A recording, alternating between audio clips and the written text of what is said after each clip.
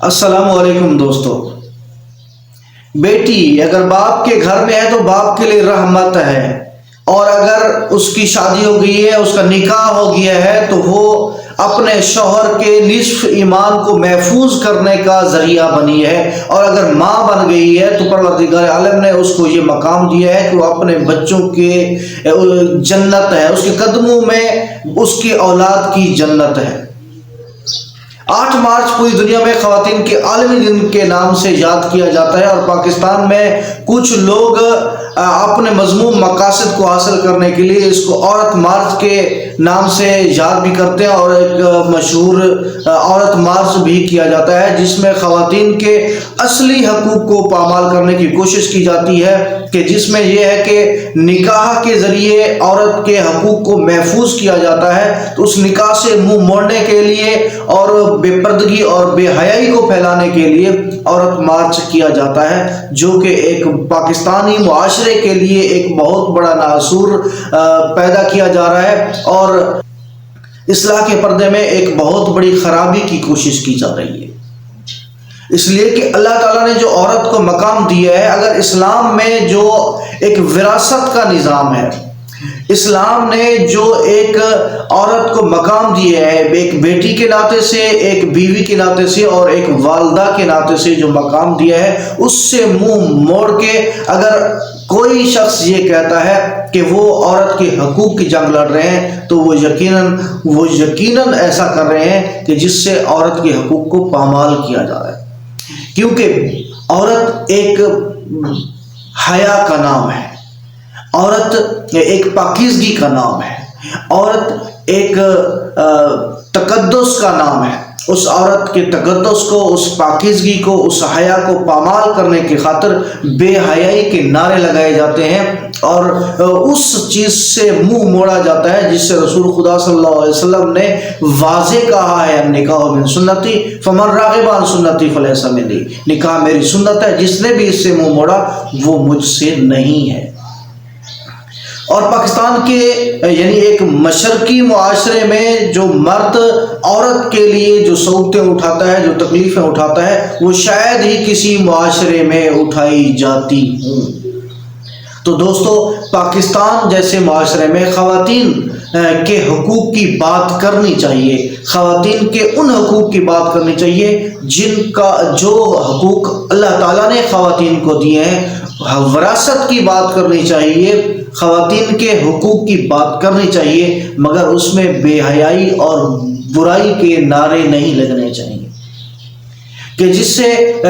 کوئی بھی خاتون اپنے باپ سے منہ موڑ لے، جس سے کوئی بھی خاتون اپنے بھائی سے منہ موڑ لے، جس سے کوئی بھی خاتون اپنے شوہر سے منہ موڑ لے۔ ایسے نعرے اور شعار بلند کرنا یہ ہمارے معاشرے کے لیے بھی ناسور ہے، اور اسلام کے خلاف بھی بہت بڑی سازش ہے۔ عورت وہ جس کو اسلام نے بہت بڑا مقام دیا ہے، جناب سیدۃ النساء العالمین ایک عورت ہے، جناب خدیجۃ الکبریٰ ایک عورت ہے، جناب زینب کبریٰ ایک عورت ہے، کہ جنہوں نے امام حسین علیہ السلام کے بعد وہ کردار سر انجام دیا جس کی وجہ سے آج توحید باقی ہے، آج توحید کا پرچم بلند کیا جاتا ہے۔ امام حسین علیہ السلام کی قربانی یقیناً بہت بڑی قربانی تھی، مگر ساتھ ساتھ خطبات زینبیہ نے وہ روح پھونک دی کہ جس کی وجہ سے آج تک توحید کا نعرہ بلند کیا جاتا ہے۔ آج بھی اگر مسجدوں میں اللہ اکبر کی اذان بلند کی جاتی ہے تو اس عورت کی وجہ سے کی جاتی ہے جس کا نام جناب سیدہ زینب کبریٰ ہے۔ تو دوستو، عورت کو اسلام نے بہت زیادہ مقام دیا ہے، ہاں، مگر جہاں پہ کہیں پہ آپ کو خرابی نظر آتی ہے کہ وہ حقوق جو اسلام نے عورت کو دیے ہیں وہ اگر پامال کیے جا رہے ہیں، تو وہاں پہ تربیت کا گیپ ہو سکتا ہے۔ آپ اس تربیت کے گیپ کو فل کرنے کے لیے بے تربیتی نہیں کر سکتے، بد تہذیبی نہیں کر سکتے، اور بے حیائی کو نہیں پھیلا سکتے۔ تو دوستو، عورت مارچ کے عنوان سے اگر کوئی ان حقوق کی پامالی کی بات کرتا ہے جو اسلام نے دیے ہیں، جو قرآن نے دیے ہیں، تو وہ حقوق اور وہ حقوق کی پامالی جو ہے وہ یقیناً ہمارے معاشرے کے لیے ایک ناسور ہے۔ تو جہاں پہ ہم عورت کے حقوق کی بات کرتے ہیں کہ اس کو وراثت میں پورا پورا حق ملنا چاہیے، جہاں پہ ہم ان حقوق کی بات کرتے ہیں جو اسلام نے حقوق دیے ہیں کہ ایک بیٹی ہے تو اس کو وہ مقام ملنا چاہیے جو ایک پاکیزہ اور باحیا بیٹی کا ہے، نہ کہ بیٹی کا مقام جو ہے وہ برائی کے اڈے ہیں، نہ کہ بیٹی کا مقام وہ بے حیائی کے اڈے ہیں، نہ کہ بیٹی کا مقام بے پردگی ہے، نہ کہ بیٹی کا مقام اس کو میلوں میں، چوراہوں میں اور ٹھیلوں میں یا اس کو فلموں میں ڈانس کرانا اور نہ ہی نچوانا ہے۔ یہ عورت کا مقام نہیں ہے۔ عورت کا مقام شرع عام ڈانس کرنا، ناچنا اور گانا نہیں ہے۔ عورت کا مقام صرف اور صرف اس سے حظ اٹھانا نہیں ہے۔ عورت کا مقام صرف اور صرف اس سے لذت اٹھانا نہیں ہے۔ عورت کا مقام جو ہے وہ ہے جو پروردگار نے دی ہے، وہ ہے جو رسول اللہ نے دی ہے۔ رسول اللہ اپنی بیٹی کی تقدیس کے لیے، رسول اللہ اپنی بیٹی کا مقام بتانے کے لیے، رسول اللہ اپنی عورتوں کا مقام بتانے کے لیے خود کھڑے ہو جایا کرتے تھے۔ تو یہ رسول اللہ صلی اللہ علیہ وسلم نے جو مقام اور مرتبہ دیا ہے، جو اسلام نے مقام اور مرتبہ دیا ہے، وہ اس مقام اور مرتبے